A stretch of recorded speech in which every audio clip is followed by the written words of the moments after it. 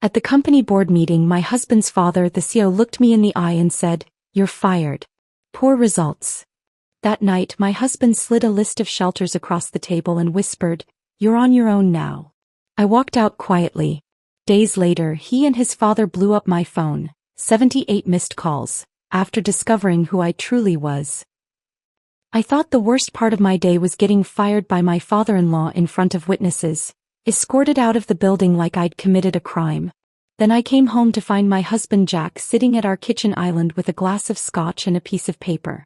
He slid it across the counter without looking at me, a printed list of women's shelters in the city, each one highlighted in yellow, one circled with a note in his handwriting, "Closest to the metro line." "Now that you're unemployed," he said, his voice flat and emotionless, "this arrangement doesn't work for me anymore." I stood there holding that list, understanding with brutal clarity that I'd been set up. They'd both planned this. Father and son, working together to discard me like a quarterly report that didn't meet projections. What they didn't know was that I'd been planning something too. Before we continue, thank you for being here to witness stories of resilience and reinvention. If you believe talent and contribution deserve recognition regardless of gender, please consider subscribing. It's free and helps these stories reach more women who need them. Now let's see what happens next. But I'm getting ahead of myself. To understand how I ended up holding a list of homeless shelters while my marriage disintegrated in real time, you need to know how carefully I'd built the life that was now crumbling. It started 3 years earlier at a cybersecurity conference in Boston, back when I was consulting independently and my future felt like something I controlled. Jack Caldwell stood in the back row of the conference hall during my presentation on predictive threat architecture, actually taking notes. That alone made him different. Most people in those audiences were there for the networking lunch afterward, scrolling their phones while speakers droned about encryption protocols. But Jack was engaged, leaning forward slightly, pen moving across his notepad as I explained how my framework could identify vulnerabilities before attackers even recognized they existed. During the question and answer session, he raised his hand and asked something that proved he'd been listening, really listening, about scaling the architecture across distributed systems without creating latency issues.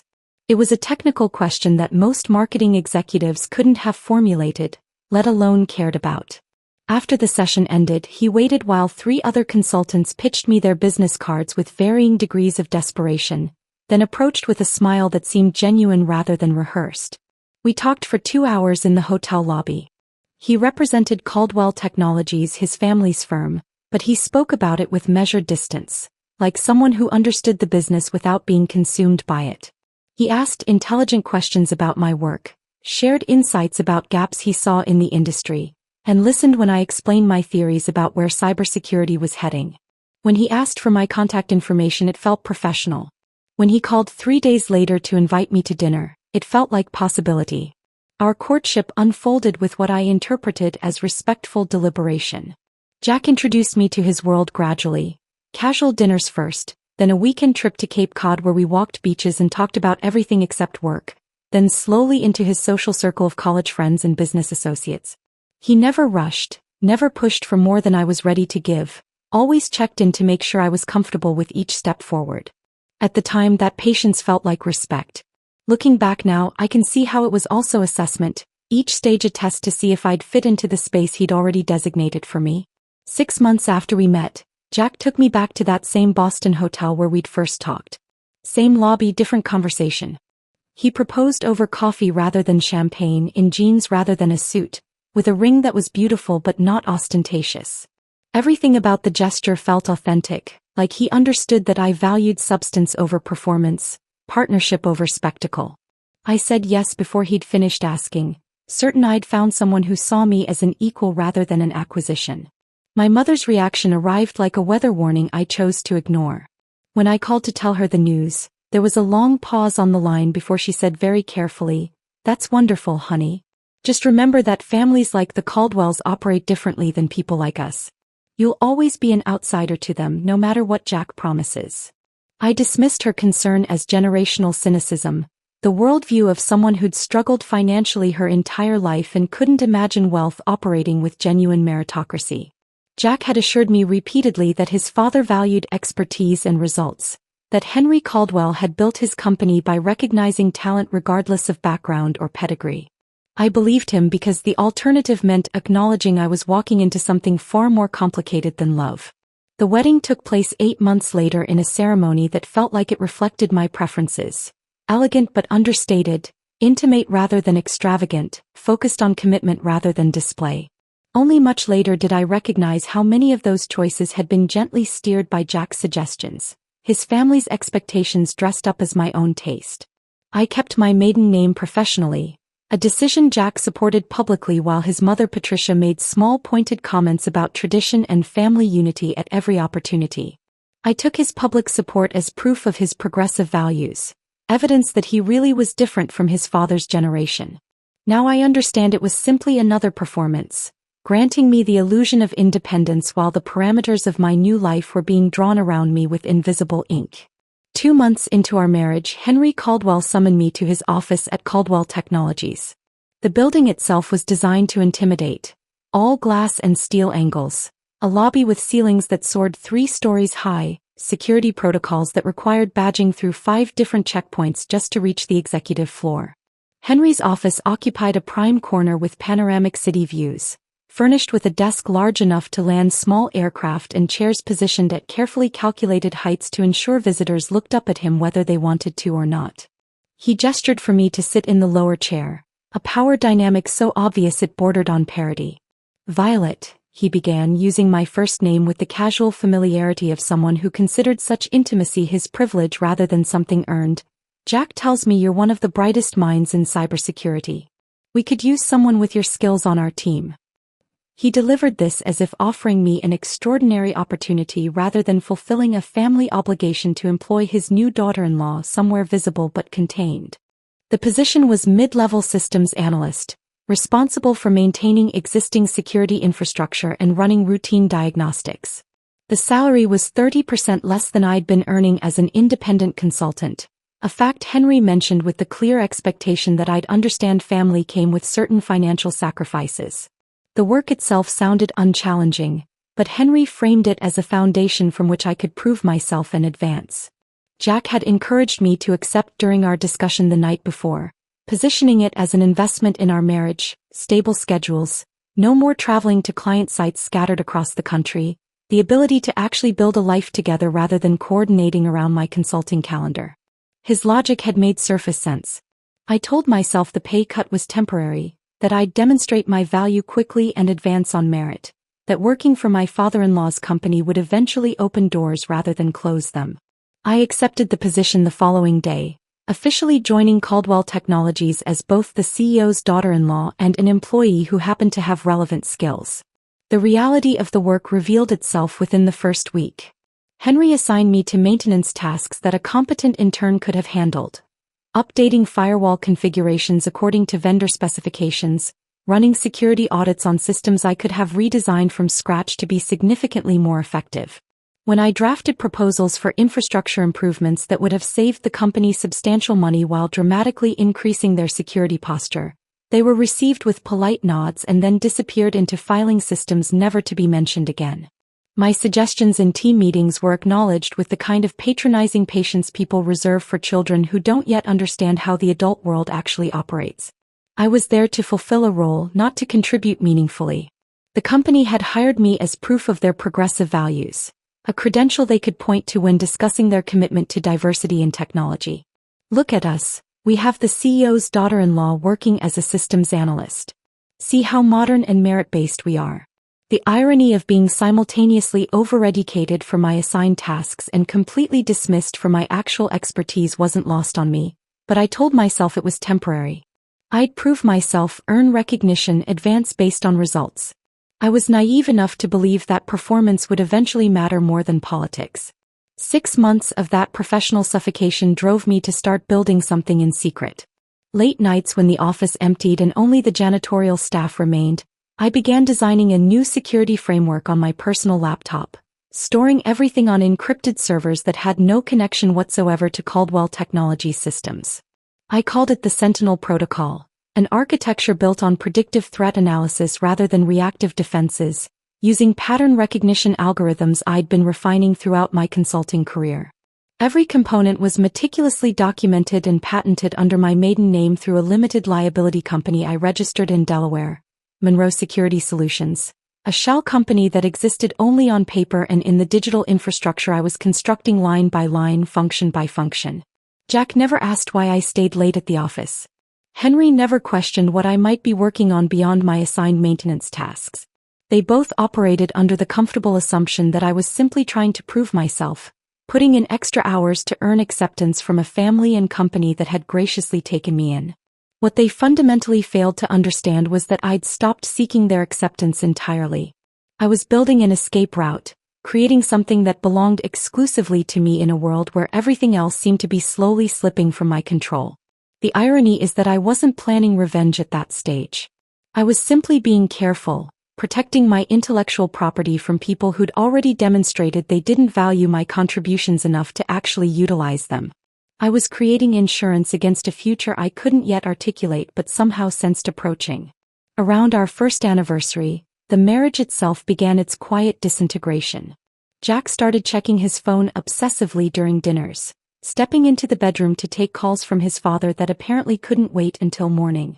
When I asked about his day, his answers became vague and distracted, offering no real information about what was consuming so much of his attention.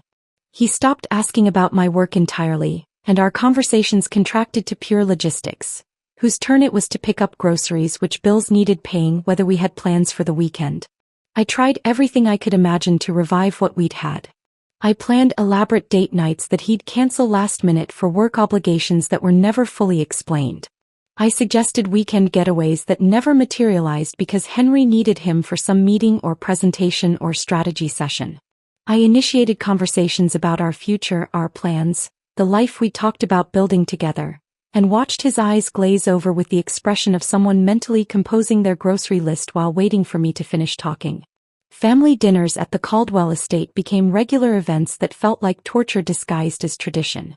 Patricia, Henry's wife and Jack's mother, had perfected the art of the subtle insult delivered with a smile, comments about my wardrobe that implied I didn't understand appropriate professional dress, questions about my career ambitions phrased to suggest that ambition itself was somewhat unseemly in a Caldwell wife, pointed inquiries about when I'd provide grandchildren as if my primary value was strictly biological. Jack sat through these dinners in practiced silence, methodically cutting his food with surgical precision, never once defending me or redirecting his mother's commentary. His silence felt like complicity, like agreement expressed through strategic absence.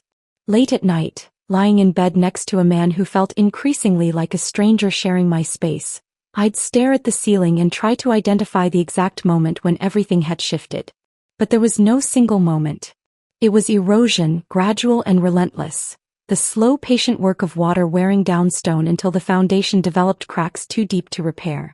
The life I'd built with Jack Caldwell, I was beginning to understand, had been constructed on borrowed ground.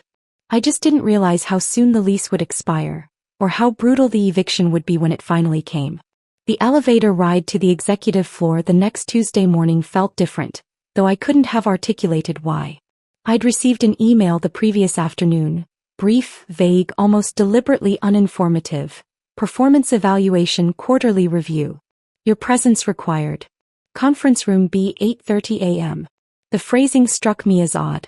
I'd attended dozens of quarterly reviews, and they were never framed as individual performance evaluations.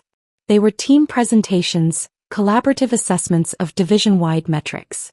But I pushed the unease aside and prepared thoroughly, compiling 3 years of data into a presentation that documented every success, every breach prevented, every dollar saved. I arrived at 8:15, 15 minutes early as always, carrying my tablet loaded with charts and graphs that told an undeniable story of excellence. The numbers were extraordinary. My division had prevented 3 major security breaches in the past year alone, any one of which could have cost the company millions in damages and regulatory penalties. We'd exceeded performance targets by 42%. Client satisfaction scores had risen steadily under my oversight. I'd personally designed and implemented security protocols that were now being studied as case examples in industry publications. I felt confident walking into that conference room, maybe even proud. I had every reason to expect recognition, perhaps even discussion of advancement.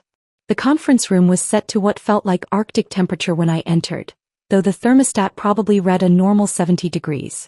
Cold has nothing to do with temperature in certain contexts. Henry sat at the head of the table in his usual position of authority, but the people flanking him made my stomach drop before my conscious mind fully registered why. Marcus from operations, a man I'd interacted with perhaps twice in 3 years, both times briefly. A woman in a dark suit I didn't recognize at all, holding a legal pad with the careful posture of someone whose job involved witnessing things and documenting them precisely. No one from my team was present. Not a single person who could corroborate my work, speak to the actual metrics, or provide any counterweight to whatever narrative was about to be constructed. I should have turned around and walked out right then. The setup was obvious in retrospect. Isolated, outnumbered, facing people with no direct knowledge of my contributions and no investment in acknowledging them. But I was still operating under the assumption that facts mattered, that documentation and evidence would speak for themselves. I took my seat across from Henry and set my tablet on the table, ready to present the truth in data form. Henry didn't smile. He didn't offer coffee or make small talk or acknowledge the presentation I'd clearly prepared. He simply shuffled a stack of papers with theatrical precision, each movement deliberate and unhurried, designed to make me wait and wonder and feel the weight of my own uncertainty. When he finally looked up and spoke, his voice carried the smooth, practiced authority of someone who'd delivered difficult news many times before and had long since stopped feeling anything about it. "Violet," he began, using my first name with the familiarity that family technically permitted but that felt wrong in this context, clinical and distant. "We've been reviewing your division's performance metrics over the past several quarters. Unfortunately, the results aren't meeting our expectations or the standards we've set for leadership positions within the company." The words registered individually before assembling into meaning. Performance metrics. Not meeting expectations. Standards for leadership positions. I actually thought for a moment that he was talking about someone else's division, that there had been some administrative error and I'd been called to the wrong meeting. Then I saw his expression, not apologetic, not uncomfortable, but satisfied in a way that made my skin feel too tight, and understood with sudden terrible clarity that this was exactly the meeting I'd been summoned to attend. "I'm sorry," I said, my voice coming out steadier than I felt, "but last quarter's numbers exceeded every projection by a significant margin. We beat targets by 42% across all key performance indicators. The security upgrades I implemented saved the company an estimated $4 million in potential breach damages and regulatory penalties. Client satisfaction scores have improved by 28% since I took over the division leadership." I reached for my tablet, fingers moving automatically to pull up the spreadsheets and charts I'd prepared, the visual representation of undeniable success. Henry didn't even glance at the screen. He just smiled, and the expression made something cold settle in my chest because I'd seen that smile before. It was the smile of someone who'd already won, who held all the meaningful cards, who knew that facts and evidence were irrelevant compared to the power to simply decide the outcome and enforce it. "This isn't personal, Violet. It's business." He delivered the line with the casual confidence of someone who'd used it many times before, a phrase that absolved him of responsibility while maintaining the fiction of professional neutrality. The absurdity of the statement was almost impressive. How could firing someone based on fabricated performance issues be anything other than personal? But I saw the truth in his eyes, the calculation, the predetermined outcome, the certainty that he controlled the situation completely, and my protests were merely a formality to be endured before moving forward with what he'd already decided. He slid an envelope across the table with the same theatrical precision he'd applied to shuffling papers earlier. My full name was typed on the front in formal business font, Ms. Violet Monroe. Not Violet Caldwell, which I'd never legally become but which family members occasionally used. Monroe. The use of my maiden name felt intentional, a subtle assertion that I'd never truly belonged to their family, that whatever connection I'd thought existed through marriage was being formally severed. "Your termination is effective immediately," Henry continued, his tone suggesting he was reading from a script he'd memorized. "Security will escort you to your desk to collect personal belongings. Your access credentials will be deactivated as of 9 o'clock this morning. Human Resources will contact you regarding final paycheck and benefits termination procedures."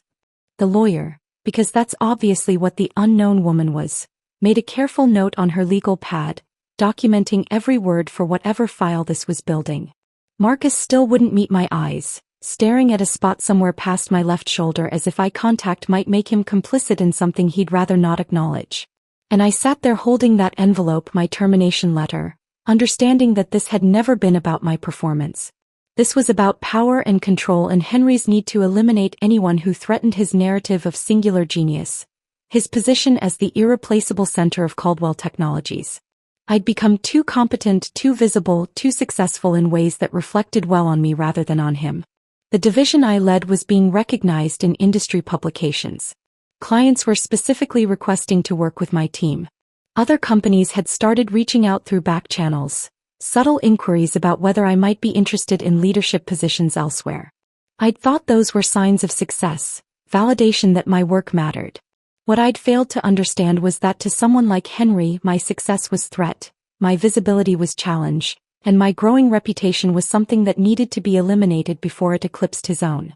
I stood slowly, picking up the termination letter with hands that somehow didn't shake despite the adrenaline flooding my system.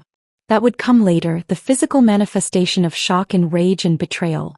But in that moment I was functioning on autopilot, some deeper part of my brain taking over to navigate the immediate situation with the mechanical precision of pure survival instinct. I remember the way out, I said quietly, looking directly at Henry, holding eye contact until he was the one who looked away first. It's the same path I used when I built half the systems currently keeping this company operational. The systems that prevented those 3 breaches. The infrastructure that's generating the revenue that pays for this conference room and your imported coffee and whatever satisfaction you're getting from this moment. His expression flickered then, just for a second, something that might have been uncertainty or recognition that he'd perhaps miscalculated something important. But it passed quickly, replaced by the smug satisfaction of a man who'd executed his plan perfectly and wasn't particularly concerned about long-term consequences he couldn't yet see coming. I collected my personal items under the watch of a security guard named Mitchell who I'd personally trained on our access protocols 6 months earlier. He wouldn't look at me either as he stood 3 feet away, bearing witness to my humiliation with the uncomfortable posture of someone who knew this was wrong but had no power to change it. I packed my coffee mug with the chipped handle that I'd brought from home. The framed photo of my mother from my college graduation. A small succulent plant that had somehow survived 2 years in an office with recycled air and fluorescent lighting. These objects that had made my workspace feel marginally personal were now evidence of my temporary status, easily packed into a cardboard box and carried away. My security badge felt heavier than it should have when I dropped it in the return tray at the lobby desk. Angela, the receptionist who I'd chatted with every morning for 2 years about her kids and her night classes and her dreams of eventually moving into an administrative role, couldn't meet my eyes. Neither could the junior developers I'd mentored or Peterson from IT who stood watching from the hallway with the expression of someone observing a traffic accident, horrified but unable to look away. They all knew what I knew, what everyone in that building understood but would never say directly. Poor results was corporate code for we're removing you before you become too powerful, before your competence becomes so undeniable that we can't maintain the fiction that you're here as a favor rather than because you're genuinely valuable. The drive home felt surreal, disconnected, like watching footage of someone else's life.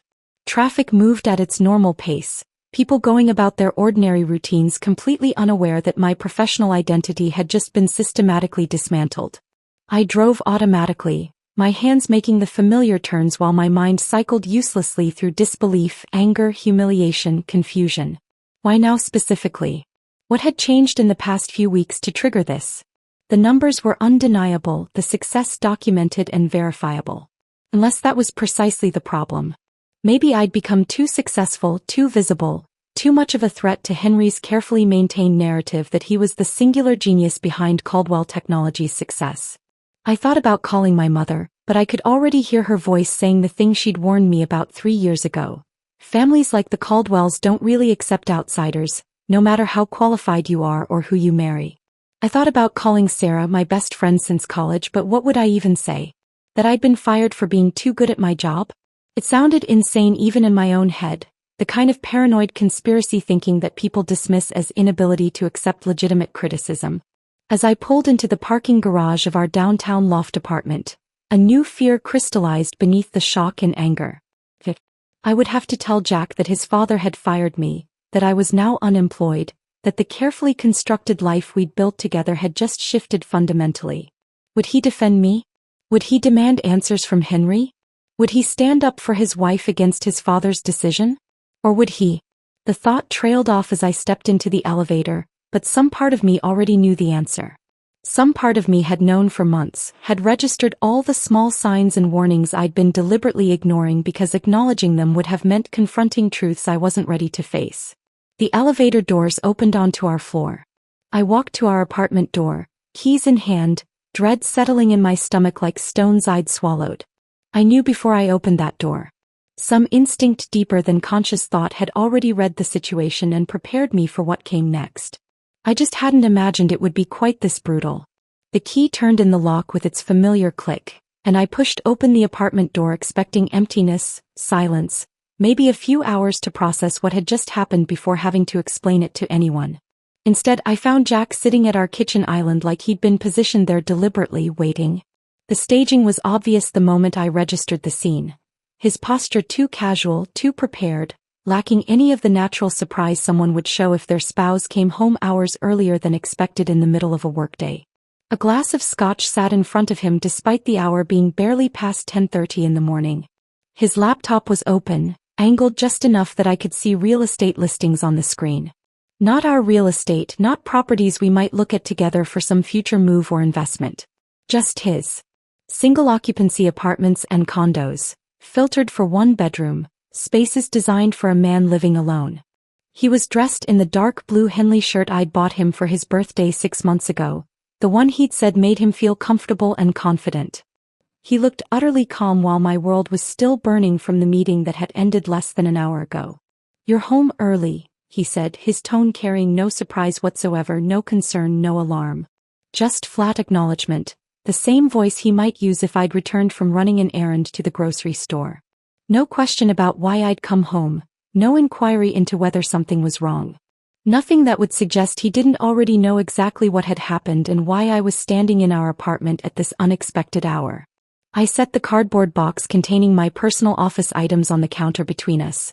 That pathetic small container that represented 3 years of my professional life reduced to a coffee mug, a photo frame, and a plant that would probably die within a week without the specific care routine I'd established. The box made a hollow sound against the marble surface.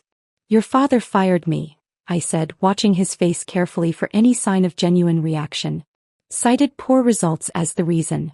Funny thing about that, my results were actually the best in company history. 42% above target.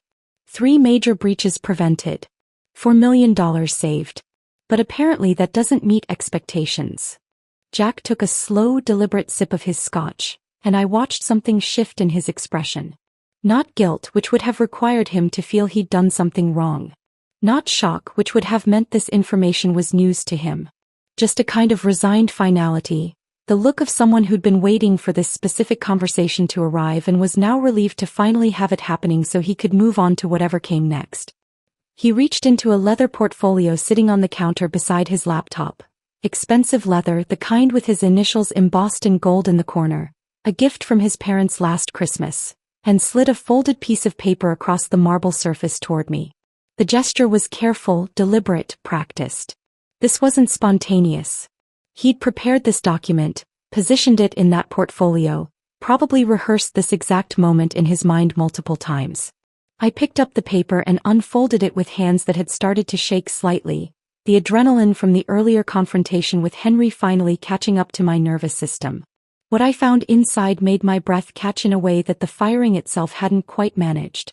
A printed list of women's shelters in the city. 6 of them arranged by neighborhood, complete with addresses and phone numbers. Each one was highlighted in yellow marker. One was circled in blue pen with a handwritten annotation in Jack's distinctive angular script, closest to the metro line. He'd taken the time to research transit access. He'd evaluated which shelter would be most convenient for a woman without a car, without resources, without anywhere else to go. The cruelty of it was almost artful in its precision. Not just abandonment, but abandonment with a transit map. Not just rejection, but rejection with logistics carefully planned out. "Now that you're unemployed," Jack said, his voice carrying the same dispassionate professional tone he used for conference calls with clients. Completely stripped of anything resembling emotion or personal connection, this arrangement doesn't work for me anymore. I need someone who can contribute. Someone who's ascending, not falling. The words landed like individual physical blows, each one hitting a different part of my chest. This man I'd shared a bed with for 2 years, built what I'd believed was a life partnership with, defended to my own mother when she'd warned me about marrying into wealth and ego.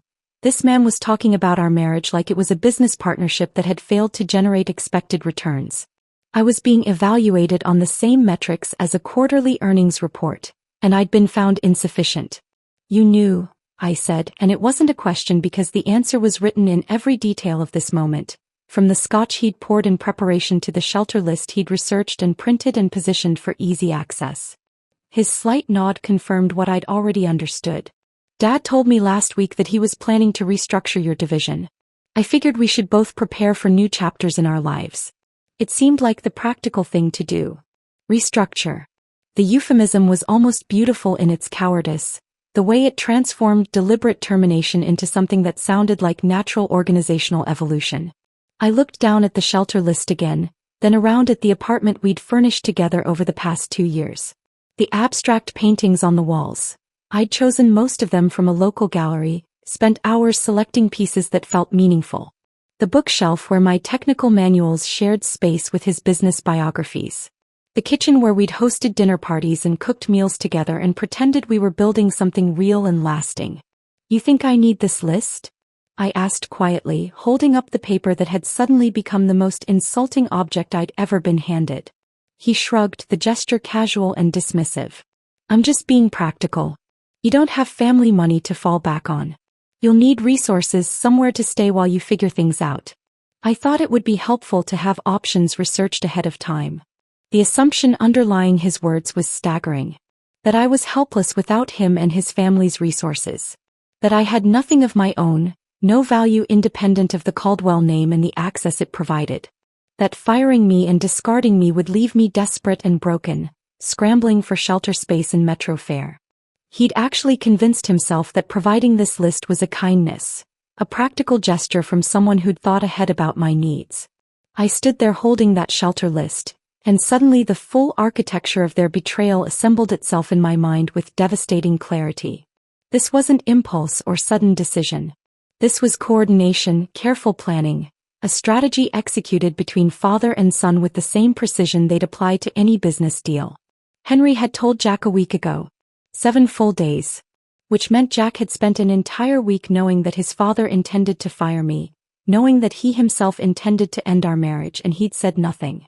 He'd continued the performance of normal life, sitting across from me at breakfast, kissing me goodbye when I left for work, asking casual questions about my day when I came home, all while holding this secret like ammunition he was waiting for the right moment to use. How many nights had he lain in bed next to me, planning this exit? How many conversations had father and son had about the problem of Violet, the wife who'd become inconvenient, the employee who'd become too competent and too visible and too much of a threat to their carefully maintained hierarchy? I thought back to our first anniversary, to the gradual cooling of Jack's affection over the months that followed, his increasing absences and vague explanations about where he'd been and what was consuming so much of his time and attention. It hadn't been normal marriage growing pains or the natural evolution of a relationship moving past its honeymoon phase. It had been preparation. Strategic emotional divestment. He'd been withdrawing his investment gradually, protecting himself from the fallout he knew was coming, ensuring that when the moment arrived to execute his exit he'd already insulated himself from feeling much of anything about it. And I'd blamed myself. For months I'd internalized the distance between us as my own failure. Not trying hard enough, not being attentive enough, not being a good enough wife. I'd auditioned desperately for a role that had already been recast, performing for judges who'd already written their verdict and were just waiting for the appropriate moment to deliver it. The shame of that realization burned hotter than the anger, seared deeper than the betrayal itself. I'd been so carefully managed, so thoroughly manipulated, and I'd participated in my own deception by wanting so badly to believe that this marriage was real. I'll be gone by morning, I said, my voice coming out steadier than I felt, pulled from some reserve of dignity I hadn't known I still possessed. Jack actually looked relieved, his shoulders dropping slightly as tension released. He'd probably anticipated arguments, tears, desperate negotiations. My calm acceptance clearly registered as the best possible outcome. A clean break with no drama, no complications, no messy emotional scenes that might create awkwardness or require him to feel uncomfortable about his choices. He didn't see what was happening inside me in that moment. Not rage, though that would come later. Not grief, though that was there too, buried under layers of more immediate reactions. What crystallized in my chest as I stood there holding that insulting shelter list was something colder and more precise than either of those emotions. It was clarity, sharp-edged and absolute, cutting through every illusion and self-deception I'd been maintaining about who these people were and what I'd actually meant to them. I packed methodically that evening while Jack stayed in the living room, probably scrolling through those real estate listings, planning his next chapter with the same casual efficiency he'd applied to ending this one. I didn't take everything. That would have required multiple trips and extended this humiliation over more time than I could stand. I took only what mattered, what was actually mine rather than props in the life I'd been performing. My laptop, which contained 3 years of work and documentation. My backup drives, labeled innocuously as personal photos and family documents. The external hard drive I'd kept hidden in the back of my closet, which contained every patent filing, every line of proprietary code, every piece of documentation related to Monroe Security Solutions. I left behind the jewelry Jack had given me for birthdays and anniversaries. Expensive pieces that had never felt quite like mine, always too formal, too much about displaying wealth than expressing anything personal. The designer clothes his mother had encouraged me to buy, garments that had never fit quite right because they were designed for someone playing a different role than I was capable of inhabiting. All the trappings of the life I'd been auditioning for, trying to fit myself into like clothing sized for someone else's body. What Jack didn't know, what Henry didn't know, was that I wasn't Violet Monroe, struggling unemployed tech worker facing homelessness. I was Violet Monroe, founder and primary patent holder of the security architecture that powered every significant system at Caldwell Technologies. They thought they'd fired an employee, discarded an inconvenient wife, eliminated a problem. What they'd actually done was terminate their license agreement with the architect who'd built the foundation their entire company stood on. And that license, with its carefully constructed renewal clauses and good faith provisions, was about to expire. I left the apartment before dawn the next morning, carrying 2 suitcases and the cardboard box from my office, leaving behind a marriage and a life that had never truly belonged to me. The city was still dark, streetlights casting orange pools on empty sidewalks as I loaded everything into my car and drove downtown to the Riverside Hotel, a mid-range establishment where the front desk staff asked no questions when I paid cash for a week's stay and requested a room on the upper floors with decent wireless reception. Room 847 became my operations center.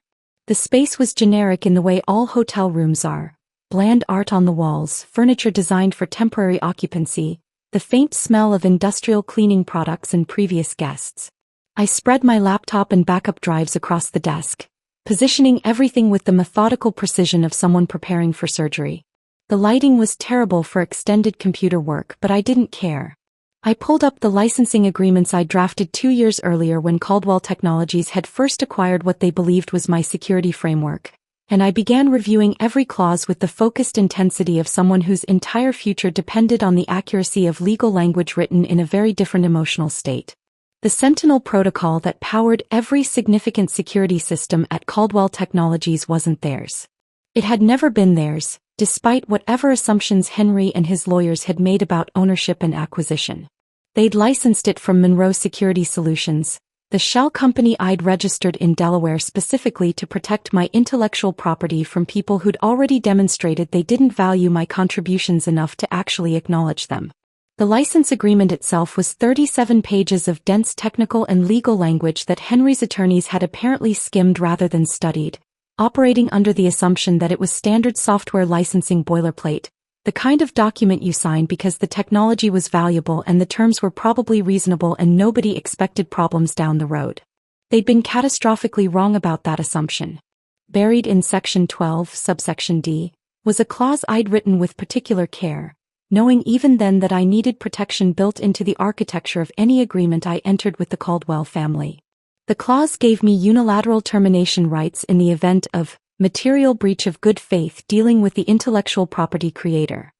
Section 19 defined that creator explicitly and exclusively as any individual or entity holding primary patents on the licensed technology, which meant me and only me, since I'd been meticulous about filing every patent under my maiden name through the Delaware LLC that existed nowhere except on official documents. The license renewal date was 72 hours away.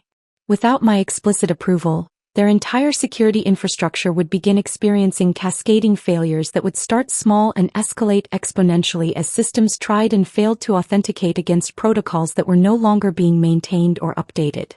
I sat in that hotel room reviewing the documents until my eyes burned from screen glare and my back ached from sitting in a chair not designed for extended use.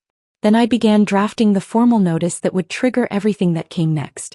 At 2:15 in the morning, unable to sleep despite exhaustion that made my hands shake slightly as I typed, I finalized the language. The notice was brief, professionally phrased, almost polite in its tone. Pursuant to Section 12D of License Agreement MT 2847, Monroe Security Solutions hereby provides notice of material breach regarding treatment of intellectual property creator. Automatic license renewal is suspended pending contract renegotiation and resolution of outstanding grievances. This suspension becomes effective at 0600 hours Eastern Standard Time, September 24th. I attached a PDF copy of the original licensing agreement with specific provisions highlighted in yellow marker, the same color Jack had used when highlighting homeless shelters on the list he'd prepared for my convenience. The visual parallel felt appropriate. A small gesture of symmetry that probably no one else would notice, but that satisfied something in me that needed these betrayals to connect to their consequences in visible ways. I scheduled the email to send automatically at 6 o'clock the following morning to Caldwell Technologies' legal department, copying Henry and Peterson, the head of IT who'd spent 2 years dismissing my suggestions and then watching uncomfortably from the hallway as I was escorted out of the building. Then I did something that would seem small but that carried enormous technical weight. I accessed the back-end administration panel of the Sentinel protocol using credentials that Henry had never thought to revoke because he'd never understood that they existed or what they controlled. With a series of keystrokes that took less than 30 seconds to execute, I suspended the automatic license renewal that had been scheduled to process in 72 hours. The systems wouldn't crash immediately or catastrophically. That would have been too obvious, potentially creating legal liability for deliberate sabotage. Instead, they would begin experiencing what would appear to be random authentication failures. Client access portals would start lagging unpredictably. Internal communications would flag false security threats. Security certificates would time out one by one as the renewal protocols failed to verify against a license that no longer existed. It would feel like a building where the foundation was slowly crumbling, unnoticed at first but becoming impossible to ignore as walls began cracking and floors started settling unevenly. I closed my laptop, set an alarm for 6:30 the following morning and tried to sleep. My mind wouldn't cooperate, cycling through scenarios and contingencies and possible responses they might attempt. But my body insisted on rest and eventually exhaustion won over anxiety. The first call came at 6:47 in the morning, exactly 47 minutes after the systems would have started experiencing their initial failures. Henry's office line, marked as urgent in my caller identification. I watched it ring through to voicemail while sipping coffee I'd made using the in-room machine, bitter and weak but caffeinated enough to serve its purpose. 3 minutes later, another call from a different Caldwell Technologies number. Then another. Then Jack's personal cell, which I'd already blocked the previous evening, so it went straight to a notification I dismissed without reading. Henry's personal cell phone. Declined. Peterson from IT. Declined. Someone from their legal department whose name I didn't recognize. Declined. By noon, my phone displayed 78 missed calls and a cascading flood of text messages that grew increasingly desperate in tone as the morning progressed and I continued not responding. The messages told their own story of mounting panic. Early ones were professionally phrased. "Violet, we need to discuss some technical issues. Please call at your earliest convenience." Then the facade started cracking. "This is urgent, please respond immediately." Then the pretense of professional courtesy disappeared entirely. "Whatever this is about, we can work it out. Just call me back." And finally from Henry himself, a message that arrived just after 11:30. "Name your price." Name my price. As if this were simply a negotiation about money, as if everything in the world came down to finding the correct number to write on a check and watching problems disappear. The assumptions embedded in those 3 words told me everything I needed to know about how fundamentally Henry had misunderstood what was happening and why. I let them sweat for 3 days. Not out of cruelty, though I won't pretend there wasn't some satisfaction in knowing they were panicking while I sat calmly in a hotel room drinking bad coffee and reading industry news. The silence was strategic, calculated to achieve specific objectives. I needed them to fully understand the extent of their dependency on systems I'd built. I needed them to bring in outside consultants who would scratch their heads at code that was simultaneously brilliant in its architecture and completely impenetrable without documentation that only the original architect possessed. I needed Henry to sit in emergency board meetings trying to explain to increasingly angry board members why the company's competitive advantage was evaporating like fog in morning sunlight. I needed Jack to realize that his father had made a catastrophic miscalculation when he'd decided to fire me. And I needed time to field the other calls that were starting to come in. The good ones from companies who'd heard through industry back channels that something interesting was happening at Caldwell Technologies and that the architect behind their security systems might suddenly be available for other opportunities. On the second night, sitting in that hotel room with takeout food going cold on the desk beside my laptop, I finally called my mother. She answered on the first ring, and I could hear the relief flooding her voice before she'd even finished saying hello. "Violet. Baby, where are you? Jack's been calling me saying you left, that you're not answering your phone, that he's worried." "I need you to listen, Mom," I interrupted, my voice coming out steadier than I felt. Something in my tone made her go immediately quiet, that maternal instinct that recognizes when a child needs space to speak without interruption. I told her everything. The firing based on fabricated performance issues. The shelter list Jack had prepared with transit annotations. The coordinated betrayal between father and son. The license agreement they'd never properly read.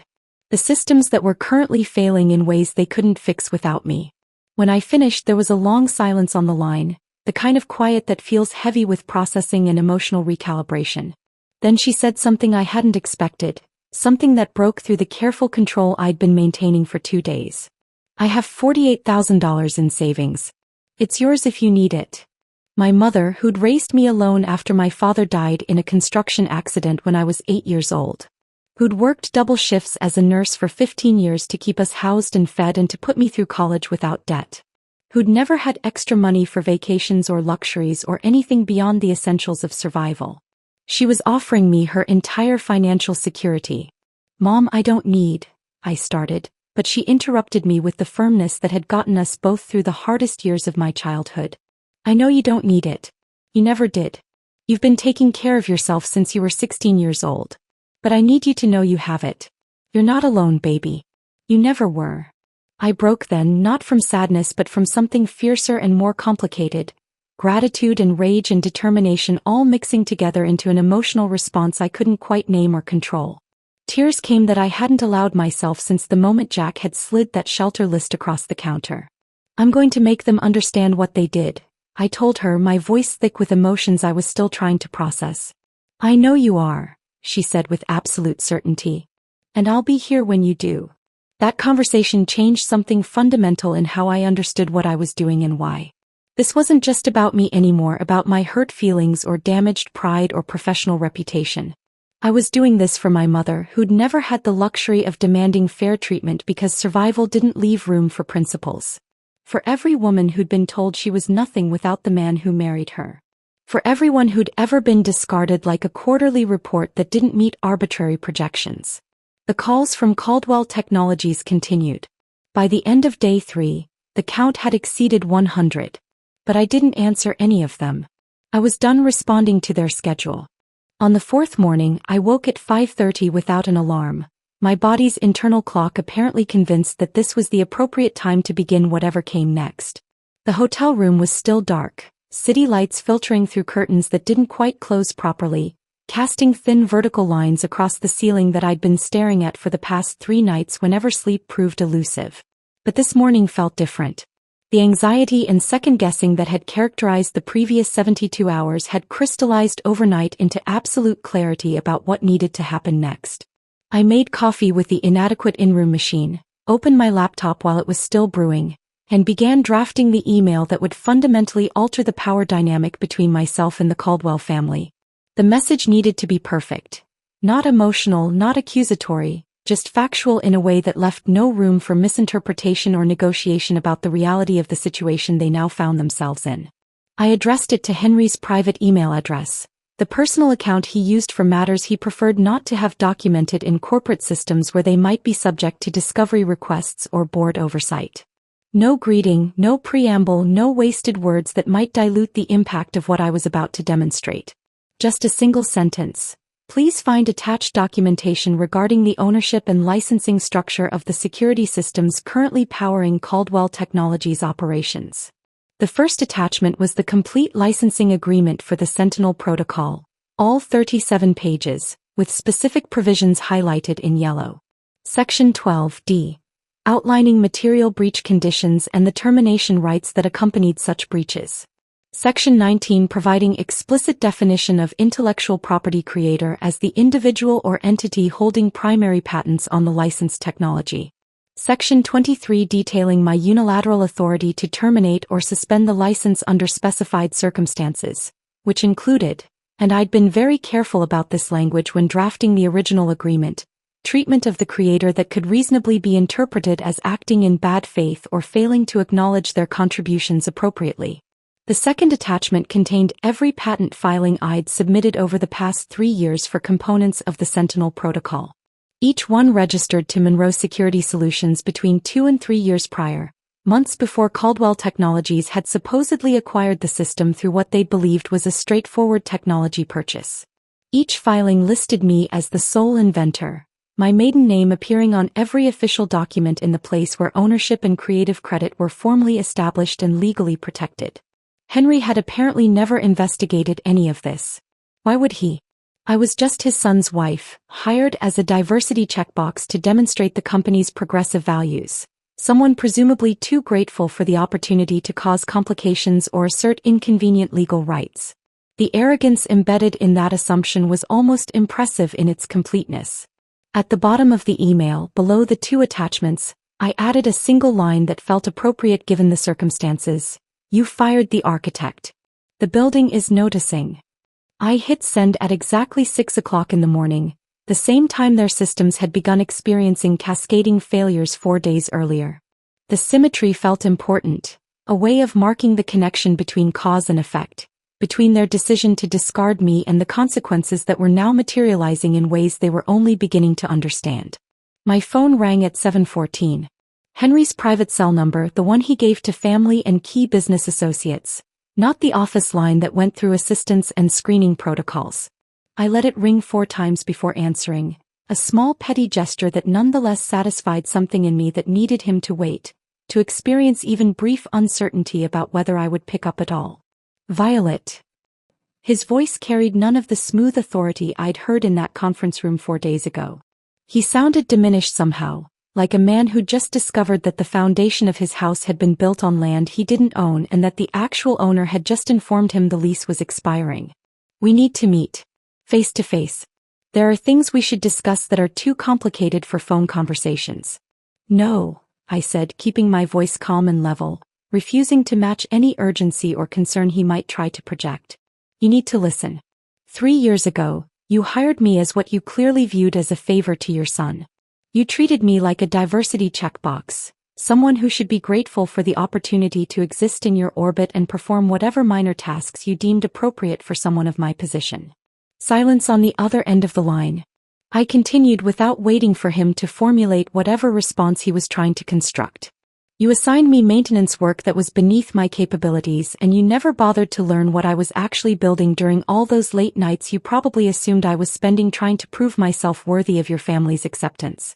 When you needed to upgrade your security systems 2 years ago, I provided the solution through a licensing agreement that your lawyers apparently didn't read with appropriate care. You thought you were acquiring technology outright.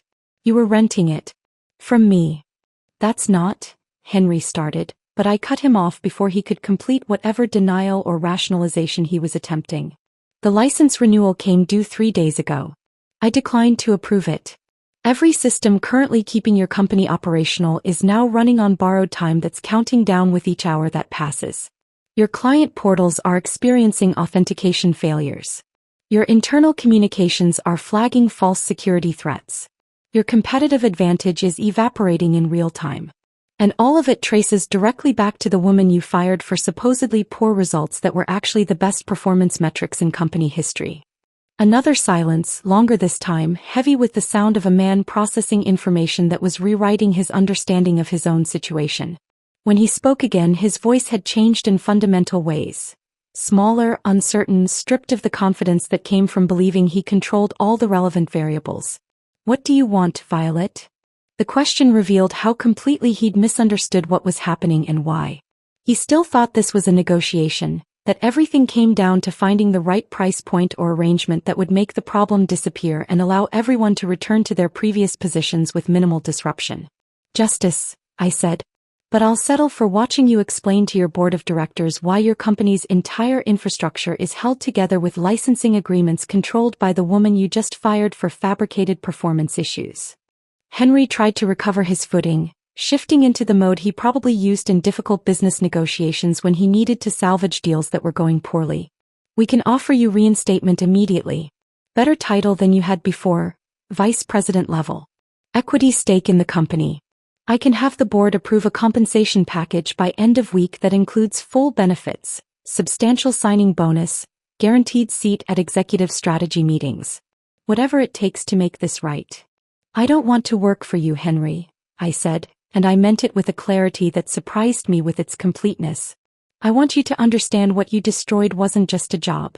It was a partnership you never deserved and never appreciated until it was too late to matter." I could hear him breathing on the other end of the line, each exhale carrying the weight of a man realizing he'd miscalculated catastrophically, that he'd eliminated what he'd perceived as a minor problem and had actually triggered the collapse of something foundational that he hadn't known existed.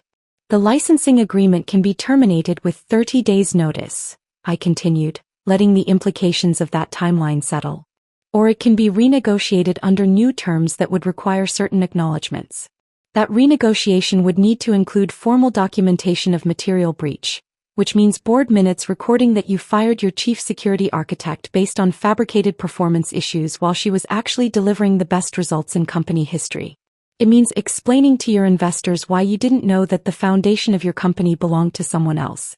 It means acknowledging publicly what you did and why it was wrong."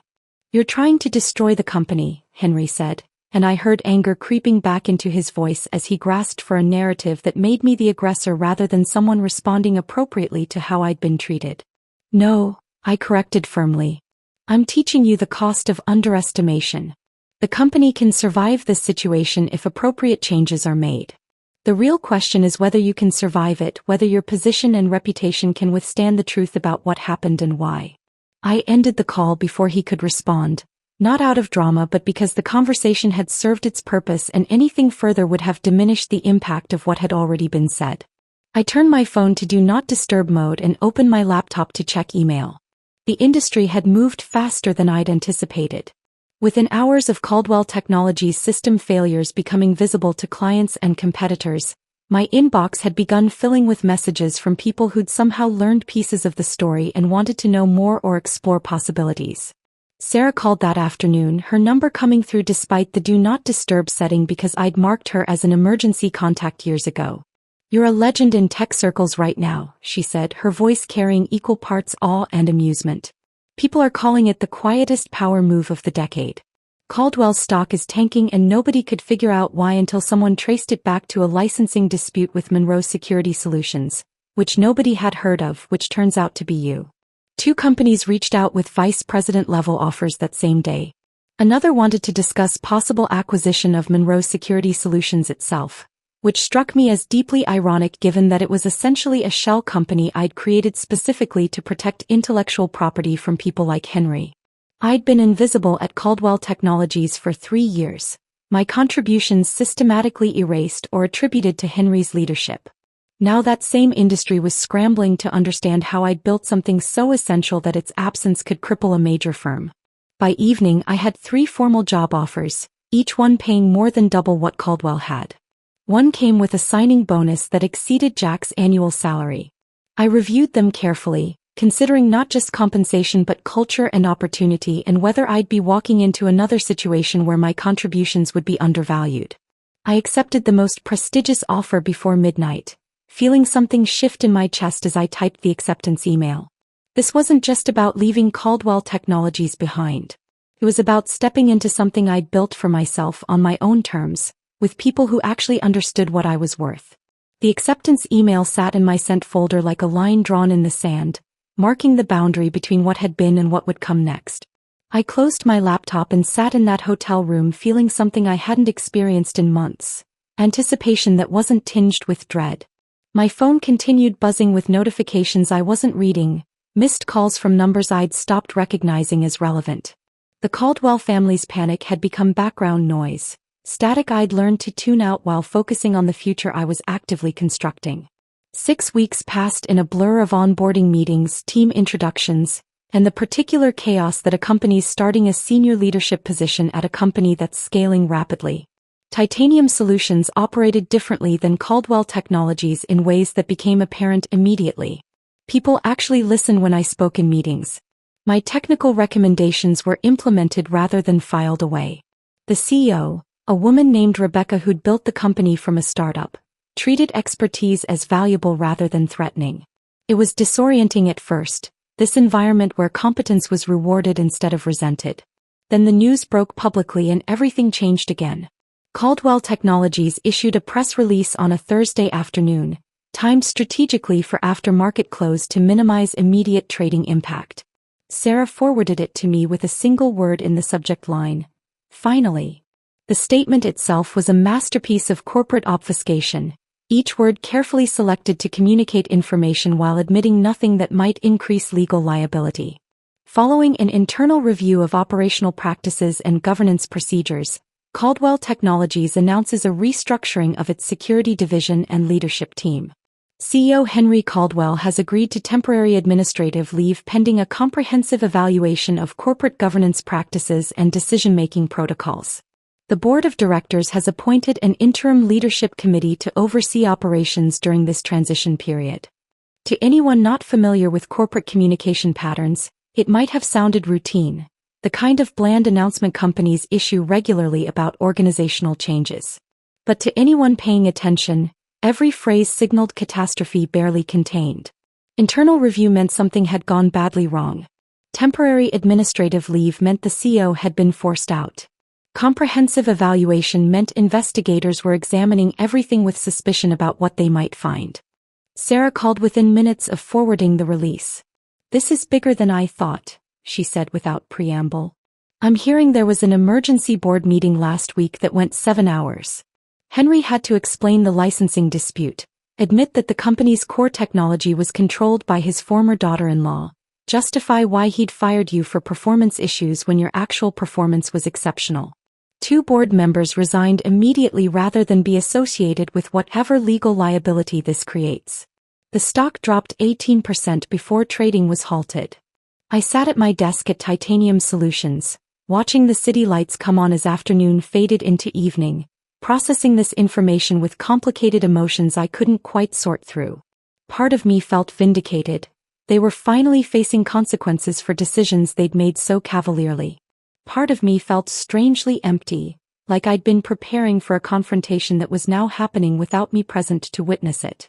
Tech news outlets picked up the story within hours, though they didn't have my name yet. The coverage focused on the licensing dispute angle, speculation about governance failures, questions about how a major tech company could build its competitive advantage on technology it didn't actually own. Industry analysts published pieces with headlines like, "The Hidden Risks of Technology Licensing," and "When Founders Don't Read the Fine Print." Henry issued a second statement through his attorney about renegotiating technology partnerships in good faith, but the market had already rendered its judgment. Confidence had evaporated, and with it the assumption that Caldwell Technologies was a stable investment. Jack started calling again during week 7. I'd unblocked his number by then, curious about what he might say now that the situation had become public and undeniable. His voicemails told their own story of progressive desperation. The first one carried irritation. Violet, I don't know what you're doing, but you need to stop this. People are getting hurt, jobs are at risk. You're destroying something my father spent his life building. I deleted it without responding. The second message, 3 days later, shifted to confusion. I know you're angry. You have every right to be angry about how things ended. But can we just talk? Figure out some way to resolve this that doesn't involve taking down the entire company. Delete. By the third message, panic had crept into his voice. Dad's under investigation. The board is talking about forcing him out permanently. His reputation is being destroyed. Is that what you wanted? To humiliate him publicly? The assumption embedded in that question was almost amusing, that I'd orchestrated this outcome through careful planning rather than simply withdrawing support they'd taken for granted while treating me as disposable. On week 8, Jack appeared at my new office building downtown. I was in a meeting when security called to inform me that someone claiming to be my husband was in the lobby requesting to see me. I pulled up the security camera feed on my phone and watched him standing there holding expensive roses, the kind you purchase when desperation has replaced thoughtfulness, when you need a gesture that looks significant without requiring actual understanding of what the other person might want. He looked smaller somehow than I remembered. Not physically diminished but reduced in some fundamental way that had nothing to do with height or weight. The confidence he'd carried so easily during our marriage had been replaced by uncertainty that showed in his posture, the way he shifted his weight from foot to foot while waiting for the security guard to return with a response. We're separated, I heard him say when the guard asked about his relationship to me, and the word choice struck me as characteristic of Jack's approach to difficult situations. Separated suggested something temporary, circumstantial, a condition that might be resolved through negotiation or changed circumstances. It sanitized what had actually happened, made it sound mutual and reversible rather than the deliberate abandonment it had been. The security guard called up to my office. Ms. Monroe, there's a Jack Caldwell here to see you. Says he's your husband. Should I send him up? I looked at the monitor showing Jack standing in the lobby holding flowers that were already starting to wilt slightly under the artificial lighting, and I felt nothing. Not anger anymore, not grief, not even satisfaction at his obvious discomfort. Just a kind of neutral observation, like watching a stranger deal with a problem that had nothing to do with me. No, I said. Tell him I'm in a meeting that's running long. He should try calling if he needs to discuss something. I watched on the monitor as the guard delivered this message, and Jack's face registered first confusion, then frustration, then something that looked like resignation. He left the flowers on the reception desk and walked out, shoulders hunched against cold that was as much emotional as meteorological. My new position at Titanium Solutions provided exactly what Caldwell Technologies had denied: autonomy, resources, and recognition. I had a team of 20 engineers who'd been selected for competence rather than politics, a budget that allowed us to actually implement ideas rather than just propose them, and leadership that understood the difference between control and trust. More importantly, I had the freedom to build something new without constantly defending its existence. We launched Sentinel Protocol 2.0 at a major tech conference in November, 2 months after my termination from Caldwell Technologies. The timing was deliberate, giving me enough distance to make it clear this wasn't reactive but rather the natural evolution of work I'd been doing for years. The presentation was mine to deliver, my name featured prominently in the program and promotional materials, my face on screens as I talked about adaptive security architecture that learned from threats rather than just responding to them. The audience included several companies I recognized as Caldwell Technologies clients. I saw their representatives taking careful notes, asking detailed questions during the Q&A session about migration timelines and compatibility requirements and whether the new framework could integrate with existing systems or required complete replacement. Within 3 weeks, 4 major clients had formally requested proposals for switching their security infrastructure from Caldwell to Titanium Solutions. The market was voting with contracts, and the verdict was unmistakable. They preferred working with the architect rather than the company that had discarded her. Sarah called after the conference presentation, her laughter carrying genuine delight. You just declared war without firing a single shot. That was the most professionally devastating thing I've ever witnessed. It's not war, I replied, meaning it. It's just better engineering. The technology speaks for itself. But late one evening, working alongside Clara on a particularly stubborn debugging problem, She asked me something that cut through all the professional success and public vindication to expose something I'd been trying not to examine too closely. "Do you feel satisfied?" Clara asked, looking up from her screen with the directness that made her an excellent engineer and occasionally an uncomfortable colleague. Watching Caldwell Technologies implode, Henry under investigation, Jack showing up with desperate flowers. "Is it what you thought it would be?" I opened my mouth to say yes automatically, to confirm that justice felt exactly right, that they deserved every consequence that was materializing from decisions they'd made. But the words caught in my throat because the truth was significantly more complicated than simple satisfaction. I felt vindicated, certainly. Validated in ways that professional success alone couldn't provide. Proven right about my capabilities and their judgment. But satisfied? That wasn't quite accurate. There was a hollowness at the center of all this, like winning an argument with someone who'd already left the conversation, like being proven right about something that no longer mattered in the ways I'd once thought it would. What I'd actually wanted, I realized, wasn't revenge or destruction or even public vindication. I'd wanted recognition. Acknowledgement that my contributions had value, that I mattered beyond my utility or my connection to the right family. I'd wanted Henry to see me as genuinely talented rather than as his son's wife who'd been hired as a favor. I'd wanted Jack to love me for who I actually was rather than for how I fit into the life he'd planned. But I would never receive that recognition from them. They lacked the self-awareness required for genuine apology, the humility necessary for real change. The best outcome I could realistically hope for was that they'd learned an expensive lesson about the cost of underestimating people. "It's not about satisfaction," I finally told Clara. "It's about building something they can't take away, something that exists independently of whether they acknowledge it or not." She nodded slowly, like she understood more than I'd explicitly said. Perhaps she did. Perhaps that was the real commonality between people who'd left toxic workplaces. Not the specific details of betrayal, but the recognition that the revenge that matters isn't destruction but creation, not tearing down what hurt you but building something new that can't be touched by the same hands that once discarded you. That night, alone in my apartment that was slowly starting to feel like home rather than just temporary shelter, I drafted an email to Jack that I never sent, words I needed to write even knowing they'd never be read. "You asked if destroying your father's company was what I wanted. I wanted partnership. I wanted respect. I wanted to build something meaningful together. You wanted a trophy wife. Your father wanted control. The difference between those desires is what destroyed everything, not anything I did afterward." I saved the draft and closed my laptop, understanding that some conversations happen only in your own mind, and that sometimes that's sufficient. The unsent email sat in my drafts folder for 2 days before I finally deleted it, accepting that some conversations exist only for the person writing them, serving their purpose without ever being read by their intended recipient. Life continued moving forward in ways that felt increasingly stable. My team at Titanium Solutions had launched 3 major client implementations.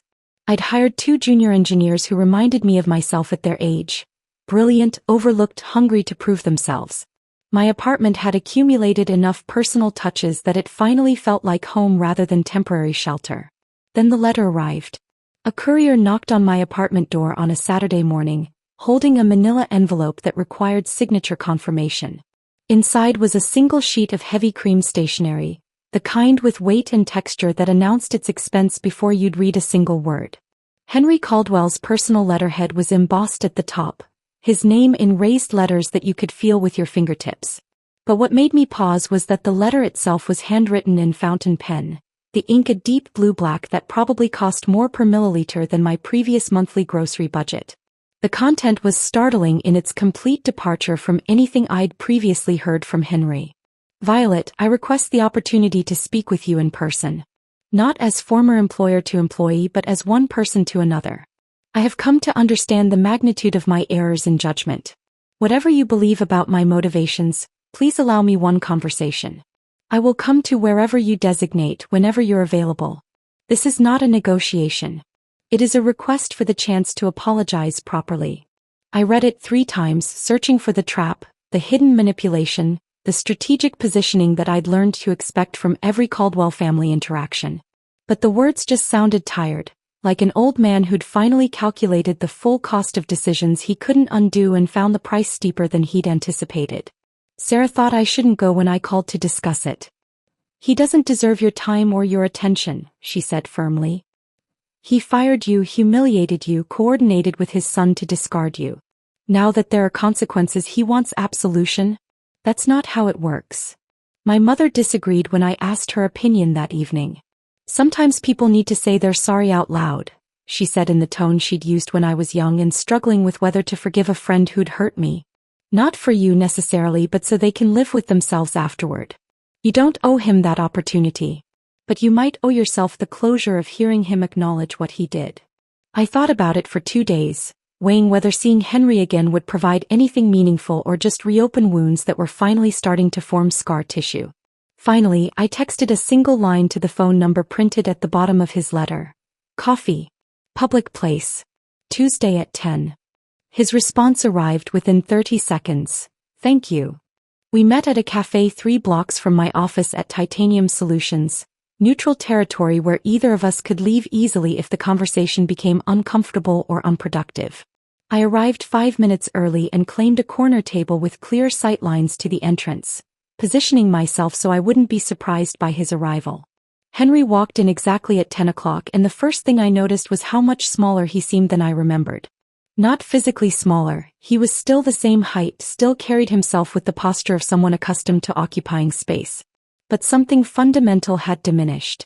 The arrogance that used to fill rooms, the certainty that came from never questioning whether his decisions were correct, had contracted into something more uncertain, more human. He ordered coffee at the counter that he never drank, then sat down across from me with the careful posture of someone expecting verbal attack at any moment. Thank you for meeting me, he began, his voice lacking its usual command. The smooth authority I remembered had been replaced by something quieter, more tentative. I didn't respond, just waited. Some part of me wanted to make this difficult for him, to refuse the social niceties that might make this conversation easier. He'd requested this meeting. He could navigate the silence. Henry took a breath, hands wrapping around his coffee cup like it might provide warmth against cold that had nothing to do with temperature. I convinced myself I was making a business decision when I fired you. That the company needed restructuring, that your division was becoming too autonomous, that consolidation was strategic and necessary for long-term growth. I was lying to myself. He paused, looking down at his untouched coffee before continuing. The truth is, you scared me. Not because you were incompetent, because you were brilliant in ways I didn't fully understand and couldn't control. You were building systems that I couldn't claim credit for, earning genuine loyalty from teams I'd hired but never inspired, making independent decisions without checking with me first. And instead of recognizing those things as success, as exactly what good leadership should enable, I saw them as threat to my position and my narrative about being the irreplaceable genius behind the company. The honesty was unexpected, disarming in ways I hadn't prepared for. I'd anticipated excuses or justifications or attempts to minimize what had happened. Instead, he was offering something that sounded like actual self-awareness. So you destroyed what you couldn't control, I said quietly. Yes. He looked directly at me for the first time since sitting down. And in doing so, I destroyed my company's future, my son's marriage, and whatever legacy I thought I was building. I turned something that could have been a genuine partnership into a power struggle that I've lost in every meaningful way. We talked for another 30 minutes, and I found myself listening with less anger than I'd expected. He didn't ask for anything. No requests to renegotiate the licensing terms, no attempts to minimize consequences, no suggestions that we could somehow return to previous arrangements with minor adjustments. He just apologized, acknowledged what he'd done and why, and accepted that the damage was beyond simple repair. When we parted ways outside the cafe, I felt something shift that I couldn't quite name. Not forgiveness exactly, but perhaps a loosening of the anger I'd been carrying like armor. 2 weeks later, Jack tried his own approach to reconciliation. He showed up at my apartment building on a Thursday evening, waiting in the lobby until I came home from work. The security guard called up to ask if I wanted him removed, and I surprised myself by saying I'd come down. We sat in the building's small courtyard, November cold making our breath visible in the air between us. Jack looked exhausted, older than his 32 years should allow, with shadows under his eyes that suggested sleep had become difficult. I don't expect forgiveness, he started, the words coming out rehearsed like he'd practiced this conversation multiple times. I just need you to know that I was wrong. About everything. About thinking your value was tied to your employment, about not defending you to my father, about that shelter list that I convinced myself was practical when it was just cruel. I waited because I could feel the but coming that would undermine everything he'd just said. But I do think we could start over. Not as we were, I know that's impossible. But maybe as people who once cared about each other and could learn to again. Without my father's influence, without the company dynamics, just us trying to build something real this time. There is no just us, Jack, I said quietly. There never was. When you handed me that shelter list, you showed me exactly who you are when loving someone becomes inconvenient or complicated. That's not something you start over from. That's foundational character revealing itself. One mistake, he began, but I interrupted. It wasn't one mistake. It was 3 years of choosing your father's approval over your wife's dignity. The shelter list was just the moment when I finally saw the pattern clearly enough that I couldn't ignore it anymore. He looked down at his hands, silent for a long moment. I'm sorry, he said again, like repetition might somehow change the mathematics of what had happened. I know, I replied. But sorry doesn't rebuild what you burned. It just acknowledges the ashes. After those conversations, I wrote 2 final emails. The first to Henry laid out clear boundaries. Appreciation for his apology, acknowledgement that he seemed to genuinely understand what he'd done, but firm establishment that professional relationship was the extent of what existed between us now. The licensing agreement would stand as written. He would pay fair market rates for continued use of technology his company needed. I would provide the contracted support required. Nothing more. The second email to Jack was shorter, more direct. The answer to his question about starting over was no. Not because of hatred, but because of absent trust that couldn't be rebuilt from these particular ruins. I wished him well genuinely, but from a distance that would remain permanent. I hit send on both emails and felt something release in my chest. Not quite peace, but something adjacent to it. Closure, I realized, wasn't forgiveness or reconciliation. It was simply deciding that the story was finished, that no additional chapters would be written, that what had happened could finally be relegated to past tense rather than continuing to occupy present awareness. The conversations had provided something I hadn't expected. Not resolution exactly, but completion. The ability to finally close a chapter that had been left hanging open, consuming energy I needed for building what came next. The emails sat in my sent folder like bookends, marking the official conclusion of a chapter that had consumed months of emotional energy and mental space. I closed my laptop and sat quietly in my apartment, feeling the particular stillness that follows significant closure. The anger that had sustained me through the worst moments had finally burned itself out, leaving behind something clearer and more sustainable. Not forgiveness, but the ability to move forward without constantly looking backward. 6 months after leaving Caldwell Technologies, Monroe Security Solutions had transformed from a protective shell into something substantial and real. Clara and I had formalized our partnership, combining her technical brilliance with my architectural vision to build a company that reflected values we'd both wished for in previous workplaces. We rented office space in a renovated building downtown, hired our first employees, and began the complicated work of turning theoretical principles into operational reality. The company we built looked nothing like Caldwell Technologies. We structured leadership to be genuinely collaborative rather than hierarchical. Profit sharing was built into employment contracts from the beginning, ensuring that the people doing the work benefited proportionally from its success. We established mentorship programs specifically targeting women in technology who'd been told they were too aggressive, too ambitious, too direct, or simply too much for corporate environments that preferred compliance over competence.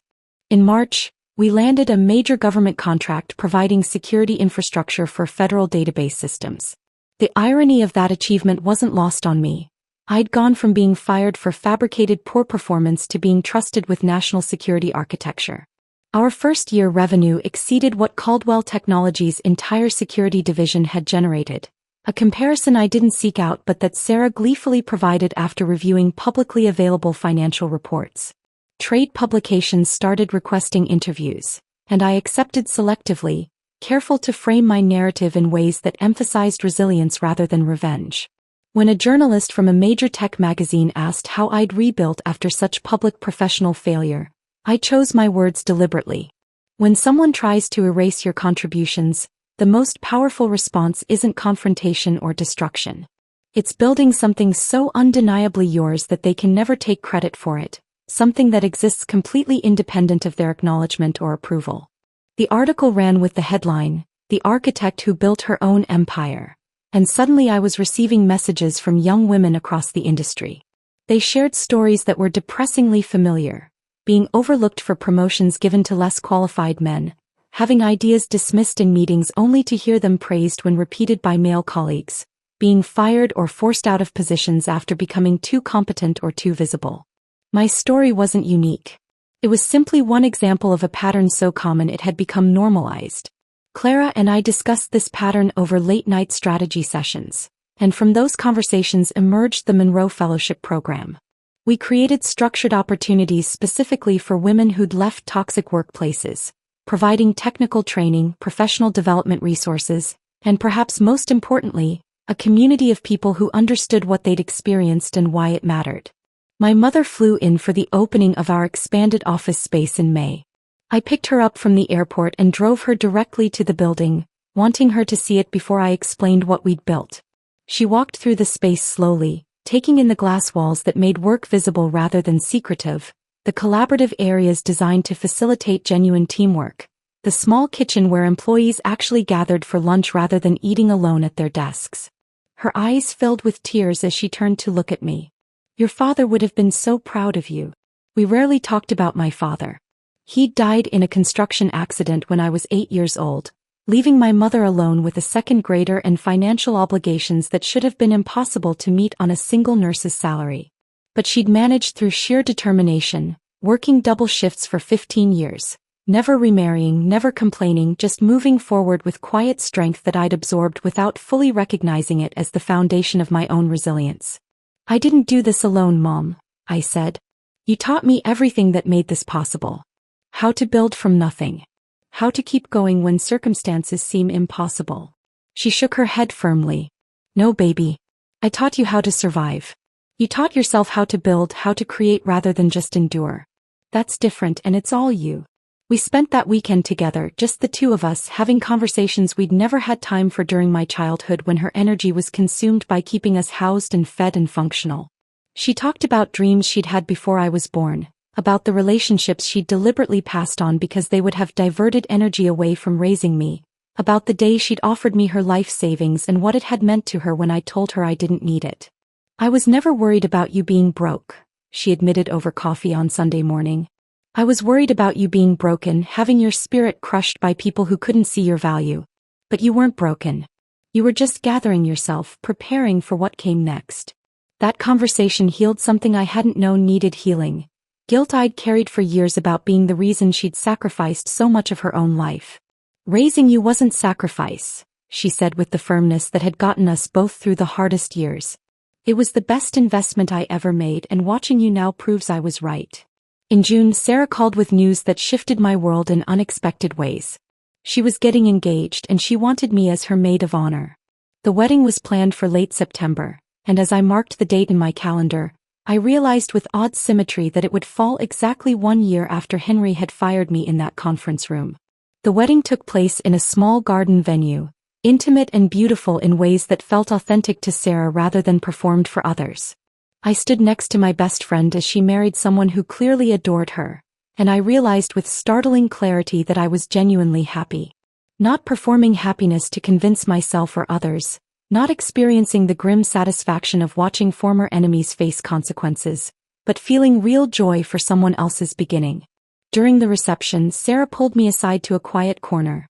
"Thank you for being here," she said. "I know this must be strange, being at a wedding after everything that happened with Jack." "It's not strange at all," I told her honestly. "It's actually perfect. I'm watching someone I love choose a partner who genuinely deserves her. That's not painful, it's hopeful.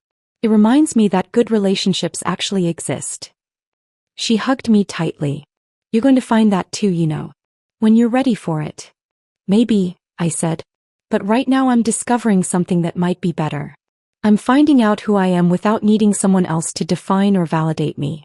Later that night, dancing with colleagues and strangers and my mother who'd had just enough champagne to become delightfully uninhibited, I felt something fundamental shift.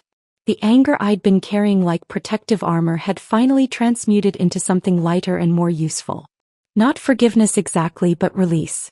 I didn't need Henry or Jack to acknowledge what they'd taken from me because I'd built something they couldn't touch or diminish. The most meaningful moment came in October when a young engineer named Maya joined Monroe Security Solutions. She was 26, brilliant in ways that reminded me of myself at that age, and recently laid off from a company that had told her she wasn't a cultural fit.